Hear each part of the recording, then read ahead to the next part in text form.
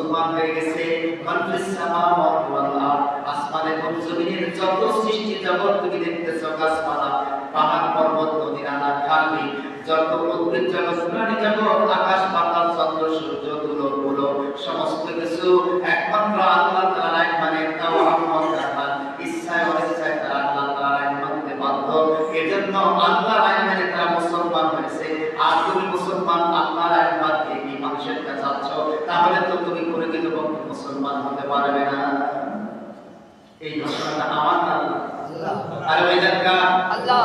ভাইরা, পৃথিবীর সকল সৃষ্টি আল্লাহ তাআলার আইন মানে শুধু মানে না মানুষ।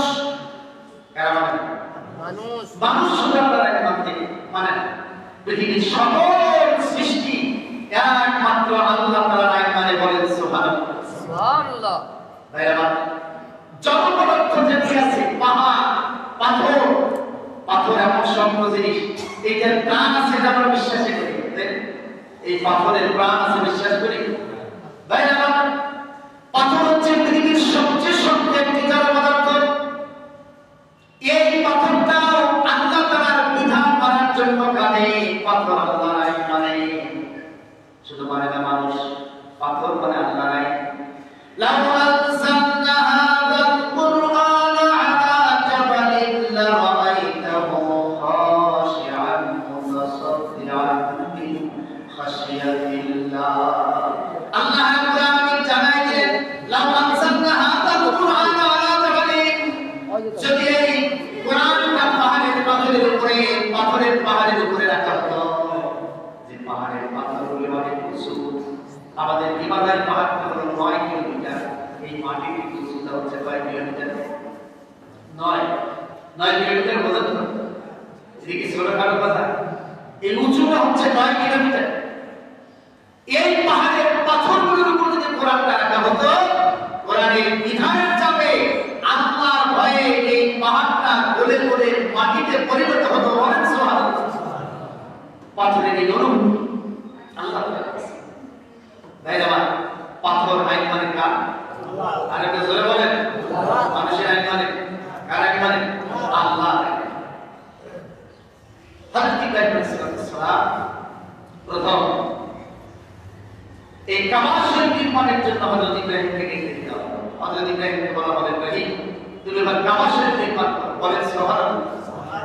হযরত নূহ আলাইহিস সালাম সেই মহান নামে কাবা ধ্বংস হয়েছে, যে কাবা পৃথিবীর প্রথম ঘর ফেরেশতারা নির্মাণ করেছেন। আল্লাহ রাব্বুল আলামিন হযরত ইব্রাহিমকে বললেন, ওয়া ইয জাআলনাল বাইতা মাসাবাতাল লিন-নাসি ওয়া আমনা ওয়াত্তাখিযু মিন মাকামি ইব্রাহিম মুসাল্লা। আল্লাহ রাব্বুল আলামিন হযরত ইব্রাহিমকে বললেন, ইব্রাহিম তুমি এবারে কাবা নির্মাণ করো। হযরত ইব্রাহিম আল্লাহ তাআলার কাছে বললেন, আল্লাহ এই যে আমি কাবা নির্মাণ করব, এই কাবা কি দিয়ে নির্মাণ করব? আল্লাহ তাআলা বললেন, ইব্রাহিম কাবা শরীফ নির্মাণ করার জন্য 5টা পাহাড়ের পাথর ব্যবহার করো। কয়টা?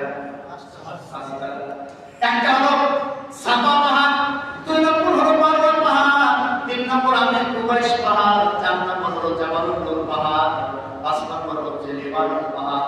এই 5টি পাহাড়ের পাথর দিয়ে কাবা শরীফ নির্মাণ করো। হযরত ইব্রাহিম আলাইহিস সালামকে আল্লাহ তাআলা 3টি কারণে তার মর্যাদা বানায় দিয়েছেন, জাতির পিতা বানায় দিয়েছেন। তার একটা হলো সেই সময় অনেক মিস্ত্রি ছিল, কিন্তু কোন মিস্ত্রি দিয়ে কাবা শরীফ নির্মাণের জন্য আল্লাহ তাআলা তাকে যোগ্য মনে করে নাই। আল্লাহ বলছেন, ইব্রাহিম তুমি তো ভবিষ্যতে জাতির পিতা হবে, তুমি নিজেই মিস্ত্রির কাম করে কাবা নির্মাণ করো। আল্লাহ তাআলা ঘোষণা দিয়ে দিলেন, ওয়া ইয ইয়ারফাউ ইব্রাহিমুল কাওয়াইদা মিনাল বাইতি ওয়া ইসমাঈল রাব্বানা তাকাব্বাল মিন্না ইন্নাকা আনতাস সামিউল আলীম। এই তো পড়েন আপনারা? পড়েন না? পড়েন। আমরা দোয়ার সময় এটা হযরত ইব্রাহিম এই দোয়াটা করেছে। আল্লাহর দরবারে বলেন, আল্লাহ এবার কাবা নির্মাণের প্রস্তুতি নিলাম, কে কে করব? মিস্ত্রি তো অনেক আছেন। আল্লাহ তাআলা বললেন, অন্য কাউকে দিয়ে তোমার এই মিস্ত্রিগিরির কামটা চলবে না, তোমাকে কাবা শরীফ নিজেকেই নির্মাণ করতে হবে। বাপ বেটা মিলে মিস্ত্রি চলবে না, দুইজন বাপ বেটা মিলে নির্মাণ করতে হবে। পাথর দিয়ে কাবা নির্মাণ করতে হবে, 5টা পাহাড়ে পাথর দিয়ে কাবা নির্মাণ করতে হবে। এই কাবা নির্মাণের মিস্ত্রির দায়িত্ব আল্লাহ তাআলা হযরত ইব্রাহিমকে দিয়েছেন, বলেন সুবহানাল্লাহ। বাইনামা এরপর আল্লাহ রাব্বুল আলামিন হযরত ইব্রাহিম বললেন, আল্লাহ 5টি পাহাড়ের বিশাল বিশাল পাথরগুলি কেমনে বহন করব? কারণ সেই সময় ট্রাক্টরের ব্যবস্থা ছিল না, পাথর কাটার কোনো মেশিন ছিল না, এগুলি কেমনে আনবো? আল্লাহ তাআলা বললেন, কাবা চত্বরে দাঁড়িয়ে ওই পাহাড়গুলিকে নির্দেশ করো, দেখবে ওই পাহাড়ের পাথরগুলি গড়ায় গড়ায় কাবা চত্বর পর্যন্ত চলে আসবে, বলেন সুবহানাল্লাহ। বাইরামা সেই কি শক্ত পাথরগুলি আইন মেনেছিল কার? আর একটা আসতে বলেন কার? আল্লাহ। শুধুমাত্র আইন এই পৃথিবীতে আল্লাহর আইন মানে না কারা? মানুষ শুধুমাত্র আল্লাহ তাআলার আইন মানে না। এই মানুষ যাদের অন্তঃকরণটা পাথরের চেয়ে শক্ত, এরা আল্লাহর আইন মানে না। আল্লাহর আইন যারা পৃথিবীতে মানে না, তাদের মন তাদের হৃদয়টাকে আল্লাহ তাআলা পাথরের চেয়ে বেশি শক্ত। এর কথা আল্লাহ বলেছেন, আমার কথা না, কার কথা? সুম্মা কাসাত কুলুবুকুম মিন বাদি যালিকা ফাহিয়া কাল হিজারা আও আশাদ্দু কাসওয়াতান ওয়া ইন্না মিনাল হিজারাতি লামা ইয়াতাফাজ্জারু মিনহুল আনহার। আল্লাহ তাআলা নিজেই বললেন, সুম্মা কাসাত কুলুবুকুম, নিশ্চয়ই তাদের অন্তঃকরণটা এমন শক্ত, ফাহিয়া কাল হিজারা, পাথরের মতো শক্ত, আও আশাদ্দু কাসওয়াতান, পাথরের চেয়ে বেশি শক্ত, ওয়া ইন্না মিনাল হিজারাতি লামা ইয়াতাফাজ্জারু মিনহুল আনহার। পাথর তো আল্লাহর ভয় কেঁদে কেঁদে দুনিয়ার মানুষের জন্য নদী তৈরি করতে পারে, নদী নালা সৃষ্টি করে, কিন্তু তোমাদের অন্তঃকরণ কেমন? আল্লাহর জন্য, আল্লাহর বিধানের জন্য এক ফোঁটা চোখের পানি তোমাদের পড়ে না। এজন্য তোমাদের হৃদয়টা, যারা আল্লাহর বিধান মানে না, তাদের হৃদয়টা পাথরের চেয়ে আল্লাহ তাআলা বলছেন বেশি শক্ত, বেশি কঠিন, বলেন নাউজুবিল্লাহ। কথাটা আল্লাহ। এবারে আরো জোরে বলেন, কার কথাটা? আল্লাহ। আল্লাহ বলছেন যারা আল্লাহর আইন মানে না, এদের হৃদয়টা পাথরের চেয়ে বেশি শক্ত। পাথর তো আল্লাহর ভয়ে কাঁদে। ওয়া ইন্না মিনাল হিজারাতি লামা ইয়াতাফাজ্জারু মিনহুল আনহার। তোমরা যে আজকে নদী নালাগুলি দেখতেছো, সব নদী নালাগুলি পাথরের কেঁদে কেঁদে ঝর্ণা ধারার সৃষ্টি হওয়ার কারণে তোমরা এই নদী নালাগুলি পাচ্ছ, মিঠা পানি পাচ্ছ। সাগরের পানিগুলি হলো সব লবণাক্ত পানি। আর এই পাহাড় পাথরগুলি আল্লাহর ভয়ে কেঁদে কেঁদে যে ঝর্ণা ধারার সৃষ্টি হয়, এটা তোমাদের সুপ্রিয় মিঠা পানি হিসাবে আল্লাহ তাআলা দিয়ে দান করেন, বলেন সুবহানাল্লাহ। পাথর আল্লাহর ভয়ে কাঁদে, আর এটা হৃদয়টা এত শক্ত, এটা আল্লাহর আইনের ভয়ে তার মন কাঁদে না। মানলে আল্লাহর আইনের বিরোধিতা করে, যারা আল্লাহর আইন মানে তাদের উপর অবিচার করে, নির্যাতন করে, জুলুম করে, মামলা করে, হামলা দেয়, তাদেরকে হত্যা করে, এইরকম সত্য মনের মুসলমান আছে না? এরাই কাছে না। অথচ আল্লাহ তাআলার দৃষ্টিভঙ্গি হলো কোরআনের দৃষ্টিভঙ্গিটা, এদের হৃদয় হচ্ছে কিসের চেয়ে শক্ত? আর একটু জোরে বলেন, পাথরের চেয়ে শক্ত। ভাইরা আমার, হযরত ইব্রাহিম আলাইহিস সালাম নির্দেশ দিয়ে দিলেন, 5টা পাহাড় থেকে কাবা নির্মাণের জন্য পাথরগুলি গড়ায় গড়ায় আসলো। বালুর ছেড়ে দিয়ে কাদা দিয়ে ওই পাথরগুলি একটার পর একটা বিছায়ে ওয়াল নির্মাণ করতেছে। ওয়াল নির্মাণ এক পরিমাণ হয়ে গেল, আর সেখানে ওয়াল নির্মাণ করা যায় না, উঁচু হয়ে যায়। আল্লাহ রাব্বুল আলামিন আরেকটা পাথর তাদের জন্য পাঠায় দিলেন। হযরত ইব্রাহিমকে বললেন, ইব্রাহিম এই পাথরের উপরে চড়ো, আর এখান থেকে ওয়ালটা নির্মাণ করো। হযরত ইব্রাহিমকে সুন্নাহকারে পাথরটা উপরে উঠায় নিত, যতটুকু পরিমাণ দরকার। ডানে যাওয়ার দরকার হলে ডানে যেত, বামে যাওয়ার দরকার হলে বামে যেত, আবার মাটিতে নামার দরকার হলে পাথরটা আস্তে করে মাটিতে নামায় দিল। এই পাথরটা হযরত ইব্রাহিম আলাইহিস সালাম এই পাথরের উপরে লিঙ্কের মতো করে কাবার ওয়ালটা নির্মাণ শেষ করে ফেললেন। শেষ করার পরে তিনি নেমে দেখেন পাথর সেদিন তার হযরত ইব্রাহিমের 2 পায়ের দাগ তার বুকের ভিতরে অঙ্কন করে ধরে গেছে। পাথরের উপরে তার 2 পায়ের দাগ পড়ে গেছে। ভাইরা আমার, পরে তো একটা লোক 100 বছর অবধি পাথরের উপরে দাঁড়িয়ে দাঁড়িয়ে থাকে, ওই পাথরের বুকে ওই মানুষটার পায়ের ছাপ কিন্তু পড়বে না। কিন্তু মাত্র কয়েকদিন পর্যন্ত হযরত ইব্রাহিম আলাইহিস সালাম ওই পাথরের বুকে দাঁড়িয়ে শুধু কাবা নির্মাণ করেছে। পাথরের বুকে হযরত ইব্রাহিমের পা অঙ্কিত হয়েছে। কারণটা হলো ওই পাথর সেই দিন কেঁদে কেঁদে আল্লাহ দরবারে বলেছিলেন, আল্লাহ আমি হযরত ইব্রাহিমের পায়ের দাগ আমার প্রতি অর্পণ করতে চাই, কারণ এই পায়ের দাগে ওসিলা করে কিয়ামতের ময়দানে আমি জান্নাতে যেতে চাই, জান্নাত পেতে চাই। বলেন সুবহানাল্লাহ। সেই দিন পাথর নিজেই কেঁদে কেঁদে তার মুখে হযরত ইব্রাহিমের পায়ের দাগ তুলে দিল। আল্লাহ রাব্বুল আলামিন কোরআনের ভিতরে জানায় দিলেন, হযরত ইব্রাহিমের পায়ের দাগ যখন তুললো, আল্লাহ তাআলা বললেন, ওয়াত্তাখিযু মিন মাকামি ইব্রাহিম মুসাল্লা ওয়া আহিদনা মানাসিকানা ইলা ইব্রাহিম ওয়া ইসমাঈলা আইয়াত্তাহিরা বাইতিয়া লিত-তাইফিনা ওয়াল আকিফিনা ওয়ার রুকআস সুজুদ। আল্লাহ রাব্বুল আলামিন জানায় দিলেন, ইব্রাহিম তুমি যে পায়ের দাগ ওই পাথর কেটে কেটে তার বুকে অর্পণ করেছিল মাত্র কয়েক দিনের ভিতরে, সেই পাথরটাকে কাবার এক জায়গায় তুমি স্থাপন করো। ওই জায়গাটার নাম দেওয়া হয়েছে মাকামে ইব্রাহিম। ওই জায়গায় 2 রাকাত নামাজ পড়া হাজিদের জন্য ওয়াজিব। যারা হজ করতে গেছেন ভাইজান, মাকামে ইব্রাহিমে 2 রাকাত নামাজ পড়া লাগে। মাকামে ইব্রাহিম শব্দের অর্থ হলো ইব্রাহিমের দাঁড়ানো সেই পাথর। বলেন সুবহানাল্লাহ। যারা হজ করতে গেছেন, হাজি আছেন নাকি ভাইজান? হ্যাঁ, ওইখানে মাকামে ইব্রাহিমের 2 রাকাত নামাজ পড়া হাজিদের জন্য ওয়াজিব। কারণ হাজিদেরকে আল্লাহ তাআলা দেখাতে চান যে হাজি দেখো এই যে পাথর আল্লাহর ভয়ে কেটে কেটে হযরত ইব্রাহিমের পায়ের চিহ্ন তার বুকের ভিতরে অঙ্কন করেছে। কিয়ামত পর্যন্ত যেন হাজিরা এটা স্মরণ করতে পারে, এজন্য ওখানে 2 রাকাত নামাজ পড়া ইলা মাকামে ইব্রাহিম মুসাল্লা, ওখানে মুসাল্লা হয়, মুসাল্লা মানে হচ্ছে নামাজি। 2 রাকাত নামাজ পড়া ওয়াজিব করেছেন না মানুষ দেখতে। সেদিন এই পাথর আল্লাহ আইন করেছিল। কার আইন? আল্লাহ। আর যারা বলেন আল্লাহ আইন মানে না কারা? মানুষ। আজ তুমি আল্লাহর আইনের বিরোধিতা করো। বেচারা আল্লাহর আইন ভালো না মানুষের আইন ভালো? ভালো। কার আইন ভালো? আল্লাহর আইন না মানুষের আইন? আল্লাহর আইন ভালো না মানুষের আইন ভালো? যদি কেউ বলে যে আল্লাহর আইনের চেয়ে মানুষের আইন ভালো, ঈমান আছে না গেছে? এই কথাটা তো বুঝাতে পারি না। আজকে প্রায় বাংলাদেশের স্বাধীনতার 54 বছরে মুসলমানদেরকে কারা কথা শিখালো যে আল্লাহর আইনের চেয়ে মানুষের আইন ভালো, যার কারণে 54 বছর বাংলাদেশ মানুষের আইনে চলছে, আল্লাহর আইনে চলতে দিচ্ছে না। ঠিক কিনা বলেন?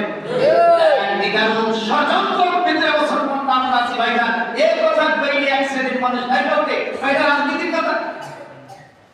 তোমার ভিতরে কোরআনের কোনো জ্ঞান নেই, তোমার মুখটা শুধুমাত্র কোরআন শুনলো, দুনিয়ার সব আছে, কোরআনের জ্ঞানটা তোমার নেই। তুমি দুনিয়ার সব জায়গা চোখ দিয়ে শুধু কোরআনটা দেখো না, তোমার কান আছে দুনিয়ার সব শুধু কোরআনের কথা শুনলেই তোমার মেজাজটা গরম হয়।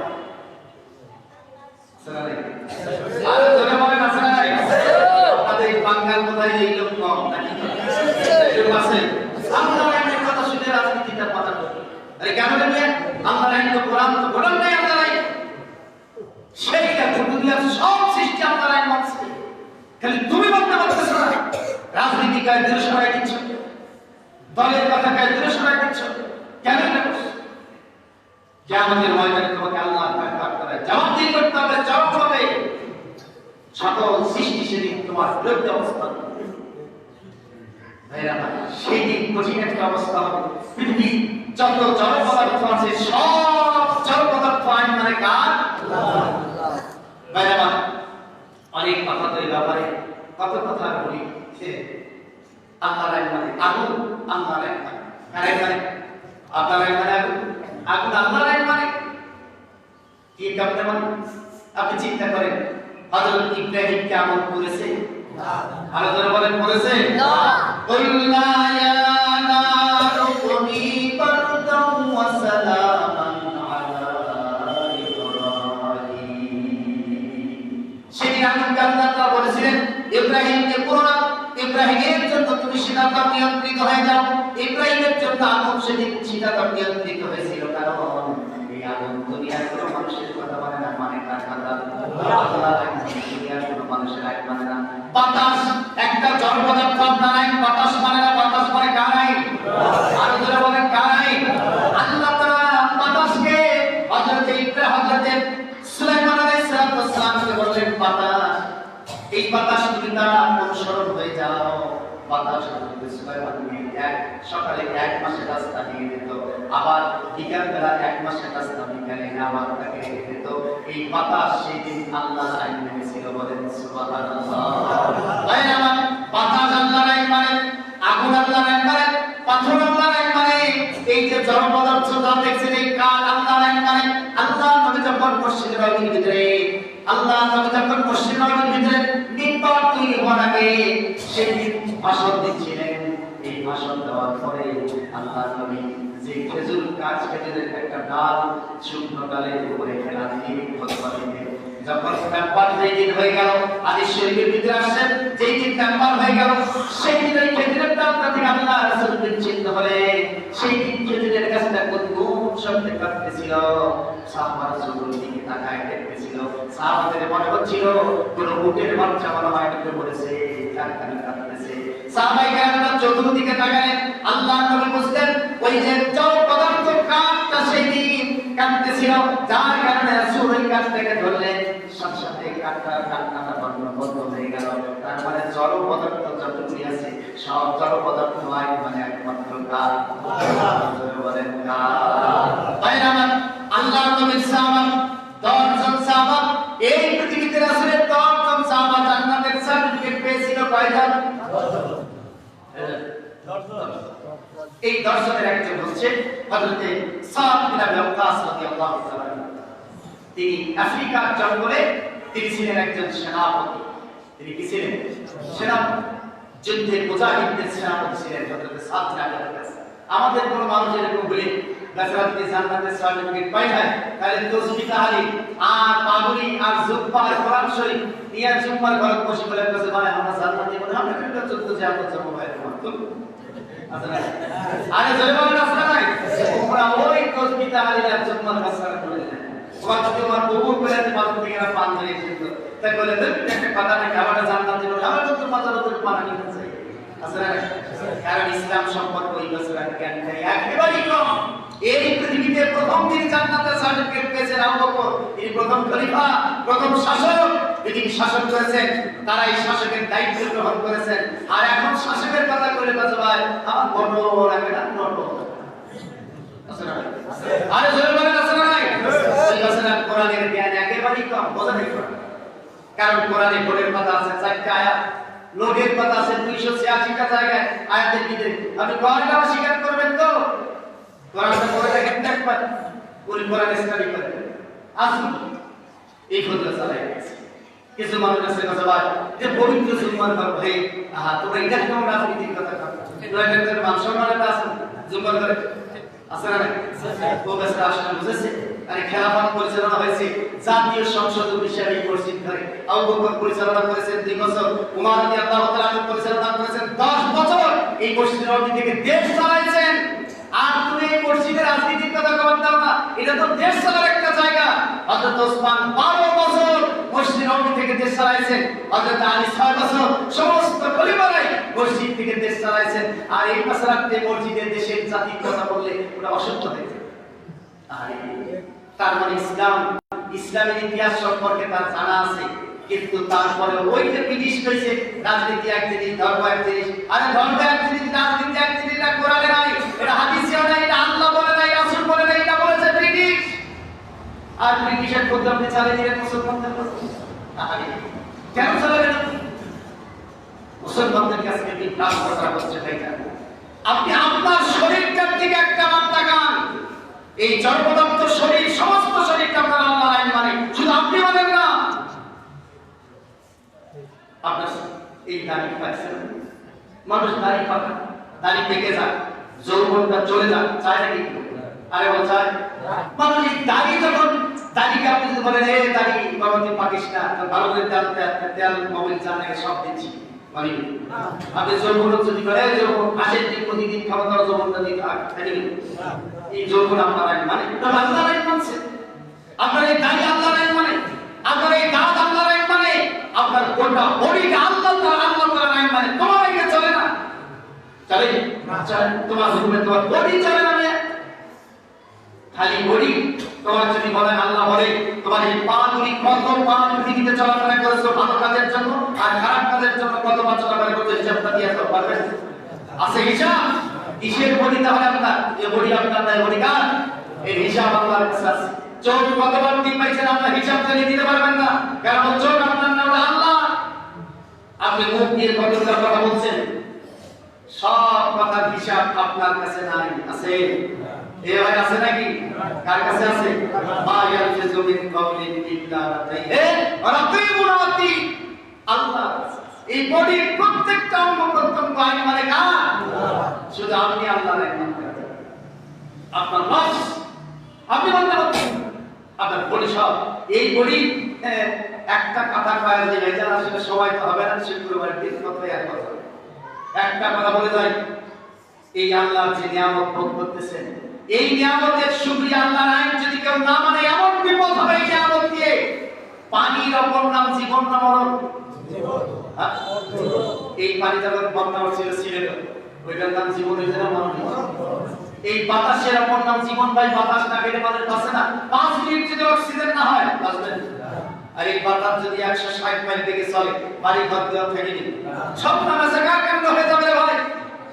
এই নিয়ামত আল্লাহ তাআলার একটি সবচেয়ে বড় নিয়ামত, কিন্তু যখন মানুষ আল্লাহর এই নিয়ামত পাওয়ার পরে আল্লাহর আইন মানে না, তখন আল্লাহ তাআলা ওই নিয়ামতগুলিকে ওই বান্দাদের জন্য গজবে পরিণত করে দেন। বন্যা দেন, সাইক্লোন দেন, টর্নেডো দেন, ঝড় দেয়, মেসাকার করে দেয়। এই জমিন আল্লাহ যদি কাদার মতো করে দিতে হাঁটতে পারতেন, আর ভাই হাঁটতে পারতেন? আবার যদি এই জমিনটাকে লোহার মতো শক্ত করে দিতে হাঁটতে পারতেন? সেই জমিন এত সুন্দর করে আল্লাহ তাআলা দিলেন, তারপরে বান্দা আল্লাহর আইন মানতে ওই জমিতে হাগে, ওই জমিতে খায়, ওই জমিতে আবাদ করে, ওই জমিতে পানি পেয়ে আসে, ওই জমিতে হাগে, আর ওই আল্লাহর আইন মানে না। আল্লাহ তাআলা বলছেন যে ভূমিকম্প দেব, ভূমিকম্প দাঁড়িয়ে ভূমিকম্প দিয়ে শেষ করে দেব। আছে না নাই? সে আল্লাহ। আর যারা বলেন সে আল্লাহ আছে না নাই? আর যারা বলেন আছে না নাই?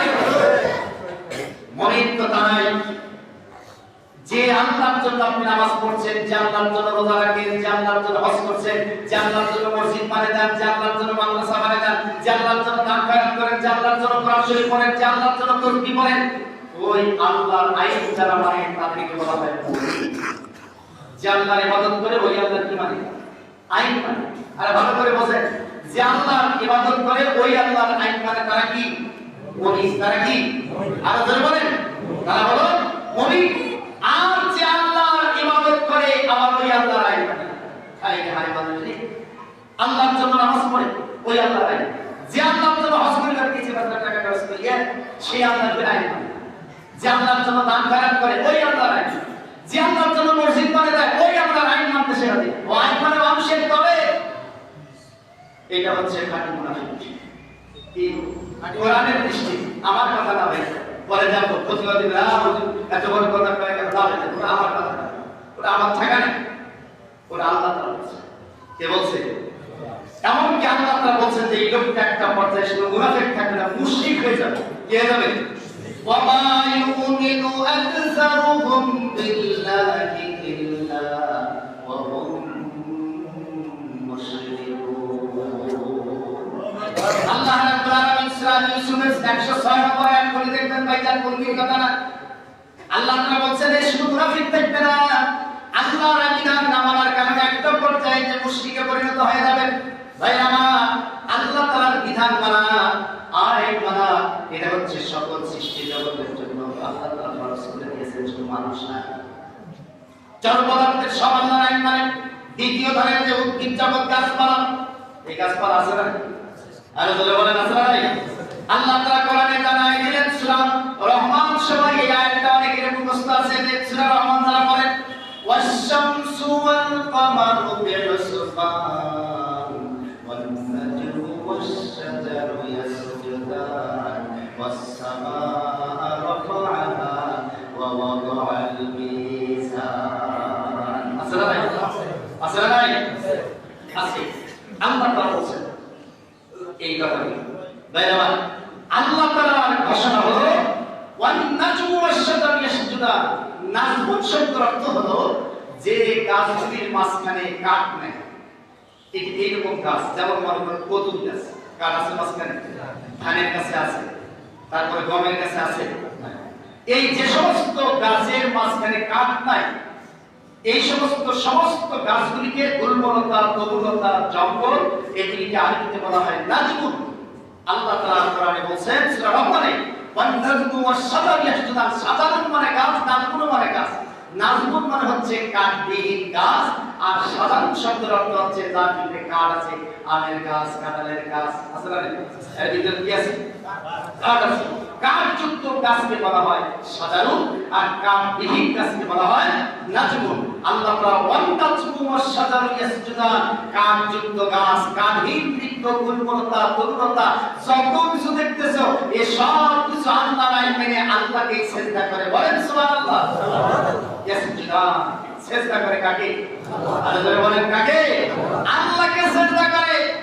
শুধু আল্লাহকে সিজদা করতে চায় না এক শ্রেণীর মানুষ, ঠিক কিনা বলেন? তারা আল্লাহর আইন মানে না, আল্লাহকে সিজদাও করতে চায় না। এর আল্লাহর আইন মানে না, আল্লাহকে সিজদা। অথচ উদ্ভিদ জগৎ, সমস্ত উদ্ভিদ জগৎ আল্লাহ রাব্বুল আলামিন জানাই দিলেন, এই পৃথিবীতে যতগুলো উদ্ভিদ জগৎ আছে সব উদ্ভিদ জগৎগুলি আল্লাহ তাআলার তাসবিহ গায়। সাব্বাহা লিল্লাহি মা ফিস সামাওয়াতি ওয়া মা ফিল আরদ। আল্লাহ তাআলা বলেন আসমান জমিনের সমস্ত উদ্ভিদ জগৎ, সৃষ্টি জগৎ যা দেখছো, এই সমস্ত সৃষ্টি জগৎ আল্লাহ তাআলার তাসবিহ গায়, আল্লাহ তাআলার গুণগান গায়। শুধুমাত্র আল্লাহ তাআলাকে সিজদা করে, আল্লাহ তাআলার বিধান মানে। শুধুমাত্র এই পৃথিবীতে আল্লাহ নামাজ পড়তে চায় না, সিজদা করতে চায় না মানুষ। শুধুমাত্র গুণগান গাইতে চায় না মানুষ। শুধুমাত্র এই পৃথিবীতে আল্লাহর বিধান মানতে চায় না মানুষ। ভাইরা আমার, যে পাথর আল্লাহর বিধান মানে, আল্লাহর আইন মানে, আর যে মানুষ আল্লাহর আইন মানে না, ওই পাথরটা ভালো না, এই মানুষটা ভালো। বলেন, যে গাছটা আল্লাহ তাআলার জন্য সিজদা করে আর যে মানুষটা আল্লাহর জন্য সিজদা করে না, ওই গাছটা ভালো না, এই মানুষটা ভালো। কে ভালো? ভাইরা আমার, এরপরে প্রাণী জগতের কথা যদি আপনি চিন্তা করেন সময় হবে না। প্রাণী জগতের কথা যদি চিন্তা করেন, ভাই আমার, এই প্রাণী জগৎ পৃথিবীতে আছে, আল্লাহ তাআলা জানায় দিলেন, আলাম তারা আন্নাল্লাহা ইউসাব্বিহু লাহু মান ফিস সামাওয়াতি ওয়াল আরদি ওয়াত তায়রু সাফাতিন কুল্লুন قد علم صلاته وتسبيحه والله عليم بما يفعلون। আল্লাহ রাব্বুল আলামিন জানায় দিলেন, দুনিয়ার মানুষেরা, এই গাছপালার কথা তো আছেই, তোমরা যদি প্রাণী জগতের কথা দেখো, গরু, বাছুর, ছাগল, হাঁস, মুরগি, বিড়িকা, এই সব কিছু একমাত্র আল্লাহ তাআলার আইন মানে, আল্লাহর বিধান মানে। আল্লাহ তাআলার জন্য তারা তাসবিহ করে, আল্লাহকে সিজদা করে। ভাইরা আমার, এই পৃথিবীর তিনটি ধরনের সৃষ্টিকে আল্লাহ তাআলা তিন ধরনের অবস্থানে রেখেছেন, আর মানুষকে ওই তিনটি অবস্থা একই সাথে দিয়ে নামাজের ব্যবস্থা করে দিয়েছেন। বলেন সুবহানাল্লাহ। গাছের আছে তারা গাছ, এরা দাঁড়িয়ে আছে কিয়ামের হালতে। নামাজে আপনি জানেন এটাকে বলা হয় কিয়াম। সমস্ত কাজ আল্লাহ তাআলার ইবাদতে লিপ্ত কিয়াম অবস্থায়, দাঁড়ানো অবস্থায়। দুই নম্বর হচ্ছে পশু পাখি, যারা দুই পায়ে অথবা চার পায়ে চলাফেরা করে। এই সমস্ত পশু পাখিগুলি, এগুলি আবার রুকুর হালতে আল্লাহ তাআলা তাদেরকে রেখে দিয়েছেন। এদের আজীবন পর্যন্ত রুকুর হালতেই আল্লাহ তাআলা আইন মানবে, আল্লাহর ইবাদত করবে। বলেন সুবহানাল্লাহ। আবার সিজদার হালতে রেখে দিয়েছেন যাদের পা নাই, যেমন সাপ আছে, কুচিয়া আছে, মাছ আছে, দুনিয়ার মাছ, এগুলিকে আল্লাহ তাআলা আবার সিজদার হালতে রেখে দিয়েছেন। এরা মৃত্যু পর্যন্ত আল্লাহর সিজদার হালতে ইবাদত করবে। আর এই মানুষকে আল্লাহ রাব্বুল আলামিন কিয়ামের অবস্থায় নামাজের ভিতরে কিয়াম করাটা ফরজ করে দিয়েছেন। ওই কিয়াম তার অবস্থায় উদ্ভিদের জায়গা থেকে তোমাদেরকে চিন্তা করা লাগবে। এই উপরে মানুষের আবার রুকুর ভিতরে যায়, তার মানে পশু জগৎ চর্চাগুলি রুকুর হালতে আল্লাহ তাআলার ইবাদত করছে, সেই হালত স্মরণ করার জন্য এদেরকে নামাজের ভিতরে রুকুর ব্যবস্থা করে দিয়েছেন। আবার ওই মানুষগুলিকে আল্লাহ রাব্বুল আলামিন মাছ এবং অন্যান্য যাদের পা নাই, বুকের উপরে চলাফেরা করে, সেই প্রাণীদের মতো সিজদার হালত আল্লাহ তাআলা মানুষকে দিয়ে দিয়েছে। বলেন সুবহানাল্লাহ।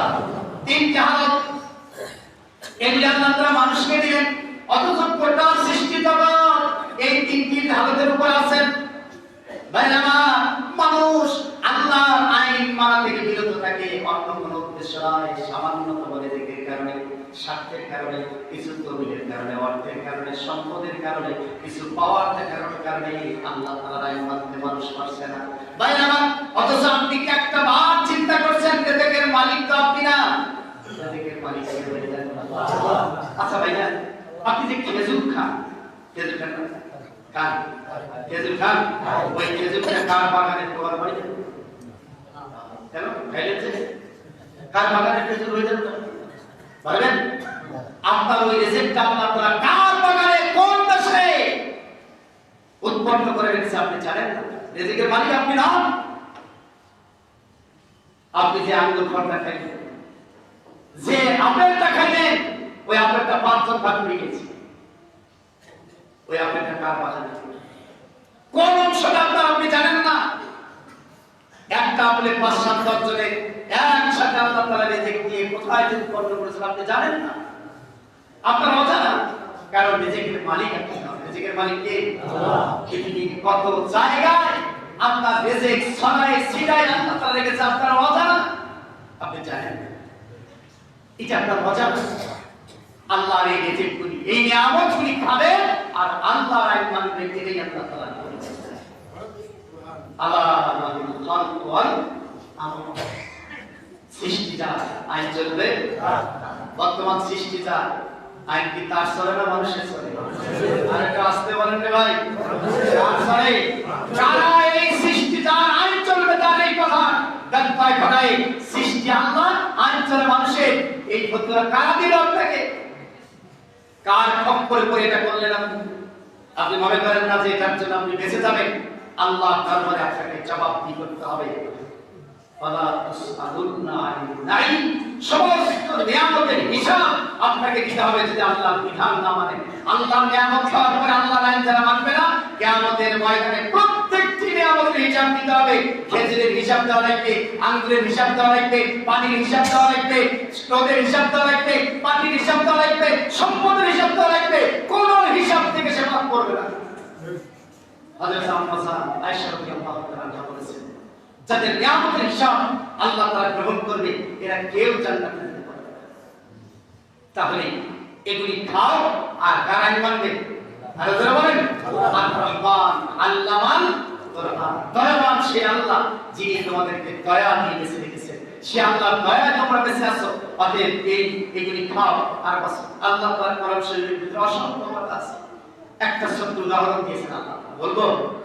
وأوحى ربك إلى النحل أن اتخذي من الجبال بيوتا ومن الشجر ومما يعرشون ثم كلي من كل الثمرات فاسلكي سبل ربك ذللا। আল্লাহ তাআলা বলেন, বান্দা, প্রাণী জগতের একটা ছোট্ট মৌমাছির উদাহরণ দেই। এই মৌমাছি মুখের ভিতরে মিষ্টি রস সংগ্রহ করে, বিভিন্ন ফুলের রস সংগ্রহ করে একখানে জমা করলে সেটা মধু হয়ে যায়। এটা কেমনে হয়? তোমরা কি একটা বার চিন্তা করেছো এটা কেমনে হয়? ভাইরা আমার, বিজ্ঞানীরা চিন্তা করলো আমরা মধু উৎপন্ন করতে পারি কিনা, আমরা মধু তৈরি করতে পারি কিনা। তারা মধু নিয়ে গবেষণা করলো। 1990 সাল পর্যন্ত এই গবেষণা চলছে। গবেষণা সর্বশেষ রেজাল্টটা শুনে না, আপনারা যদি গুগলে সার্চ দেন পাবেন ভাইরা। একটা পর্যায়ে তারা এসে দেখলো যে মধুর যতগুলি উপাদান আছে সব উপাদানগুলি একখানে করে, তারা সিস্টেম করে অনেক মেডিসিন দিয়ে এগুলিকে বাঁচাতে চায়, কিন্তু সেগুলি পচে যায়, কোনোদিন মধু হয় না। কি হয় না? মধু হয় না, মধু হয় না, ওগুলো সব পচে যায়, মধু। তখন তারা বলতো যে গড গিফটেড। কারণ কি?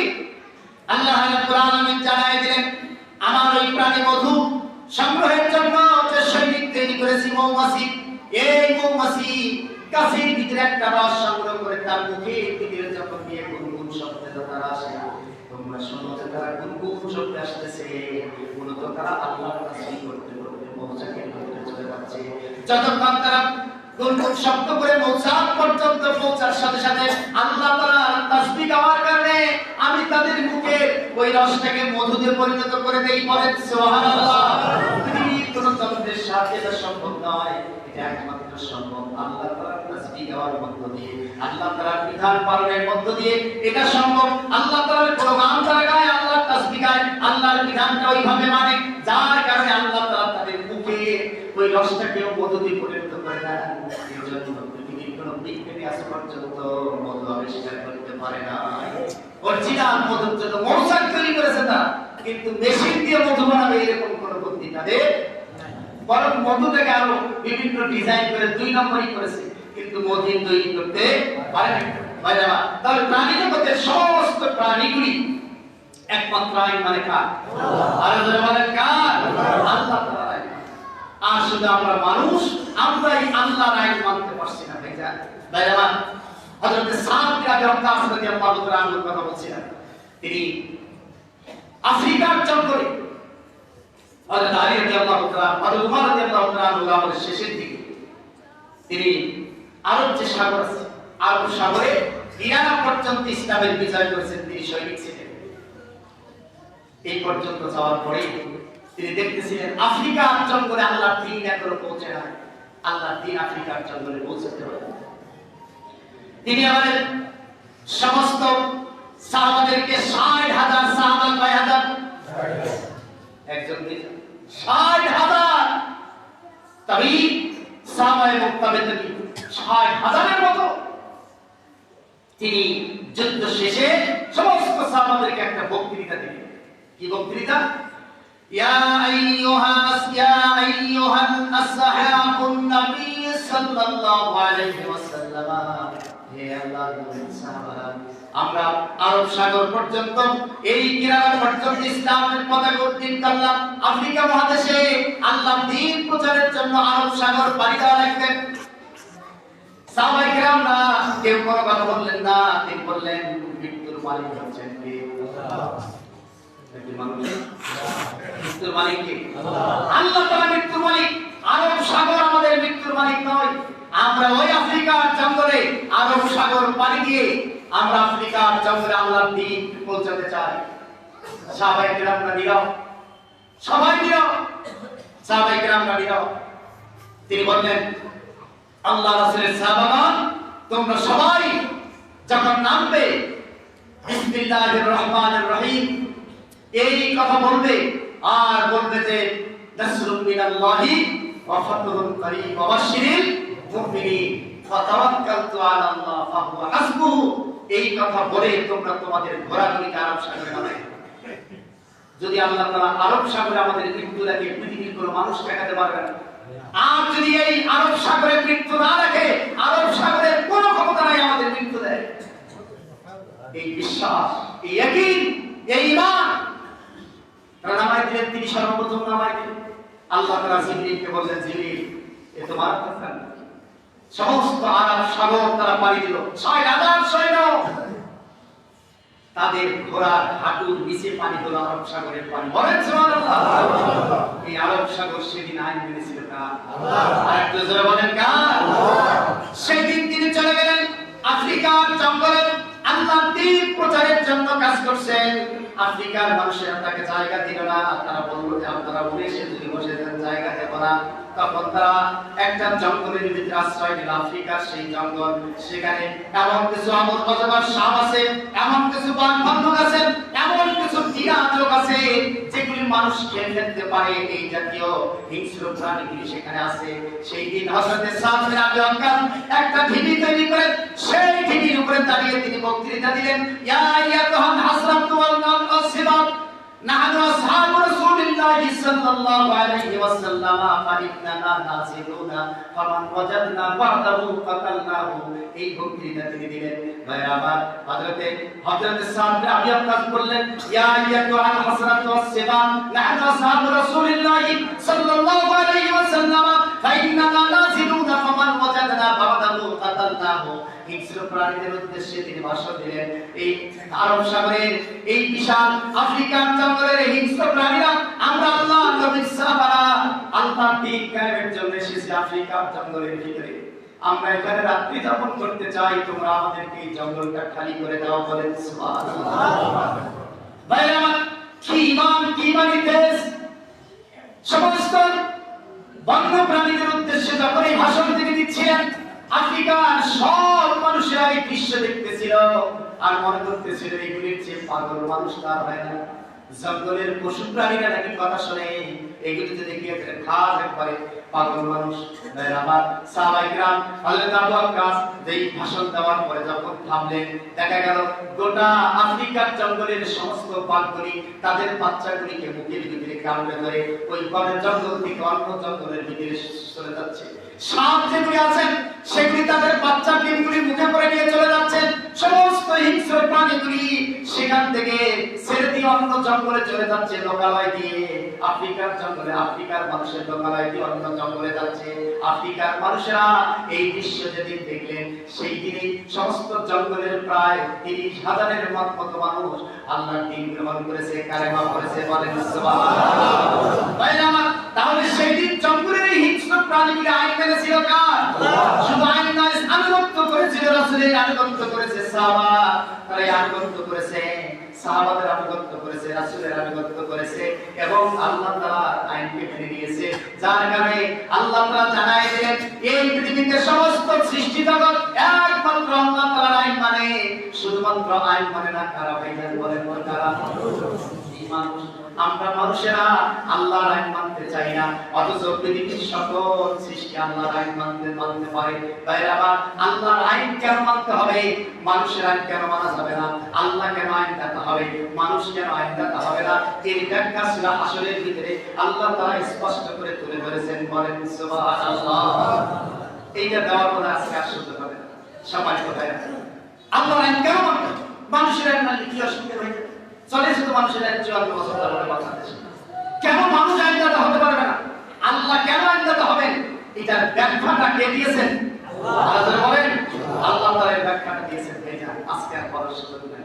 সম্মানিত ভাইরা, আসুন আমরা আজকে আমাদের জীবনটাকে আল্লাহর জন্য উৎসর্গ করে দিই, আল্লাহর দ্বীনের জন্য উৎসর্গ করে দিই, আল্লাহর কোরআনের জন্য উৎসর্গ করে দিই, আল্লাহর আইন মানার জন্য আমাদের জীবনটাকে নিজেকে আমরা প্রস্তুত করে ফেলি। যদি এটা করতে পারি, বিআন্না লাহুমুল জান্নাহ, আল্লাহ তাআলা এর বিনিময়ে আমাদেরকে জান্নাত দিয়ে দিবেন। বলেন সুবহানাল্লাহ। কালকে আমার এই কথা বলেন না যে হুজুর জান্নাতের টিকিট আছে, জান্নাতের টিকিট পেয়েছেন আপনারা?